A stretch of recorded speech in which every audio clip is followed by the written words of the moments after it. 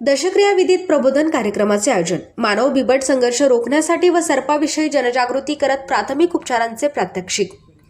ओझर येथील यमुनाबाई श्रीराम शेजवळ यांच्या अल्पशा आजाराने निधन झाल्याने शुक्रवार दिनांक 29 मे रोजी त्यांच्या दशक्रिया विधी कार्यक्रमात कुटुंबियांकडून प्रबोधनात्मक कार्यक्रमाचे आयोजन करण्यात आले होते। शेजवळ कुटुंबीय स्वतः शेतकरी असल्याने पारंपरिक पद्धती न अवलंबता नागरिकांमध्ये सर्पदंश व बिबट प्राण्याबाबत असलेले गैरसमज असल्याची जाणीव असल्याने ते दूर करण्यासाठी सामाजिक बांधिलकीतून पुढाकार घेत त्यांनी जनजागृती कार्यक्रमाचे आयोजन केले।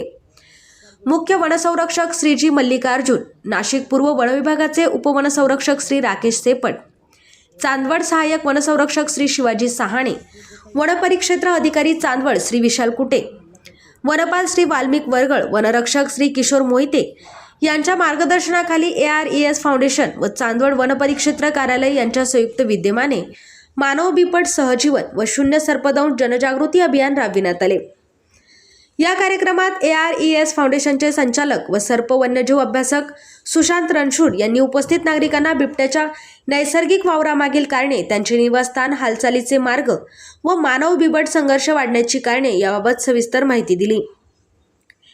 तसेच ग्रामीण भागातील नागरिकांनी सुरक्षित वर्तनाची पद्धती अवलंबून अशा घटना कशा टाळता येतील याबाबत महत्त्वपूर्ण मार्गदर्शन केले। मानव बिबट सहजीवन तसेच अन्न साखळीचे महत्त्व याबाबत शास्त्रीय माहिती दिली। तसेच विविध जातींच्या सर्पांची शास्त्रीय ओळख करून दिली।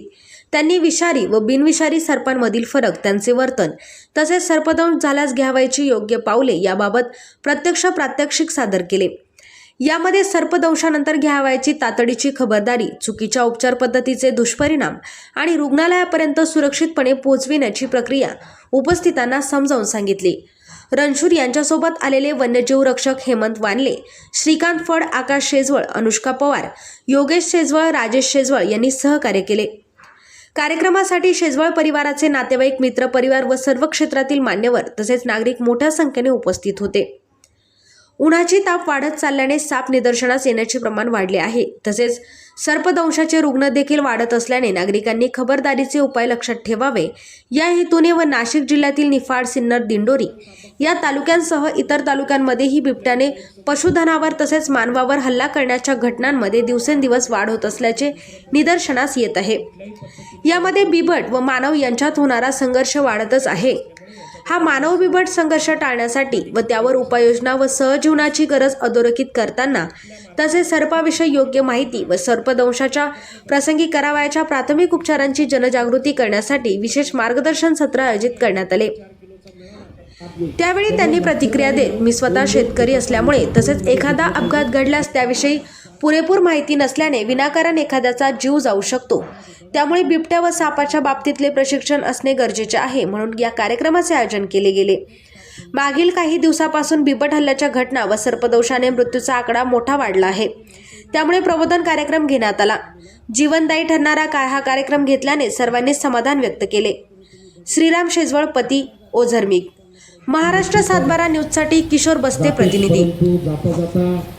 2-4 व्यक्तींना जीवदान देऊन जात असते, नवसंजीवनी देऊन जात असते। यासाठी सर्व शोकाकुल बंधू भगिनींना नम्र विनंती आहे की असे हे अवयवदानाचे महान कार्य आपल्या कुटुंबापासून जर आपण सुरुवात केली तर समाजाला त्याचा नक्कीच फायदा होईल। मी माझ्या विषयापुरतं बोलण्याचा प्रयत्न करेन। इथे उपस्थित सर्व गावकरी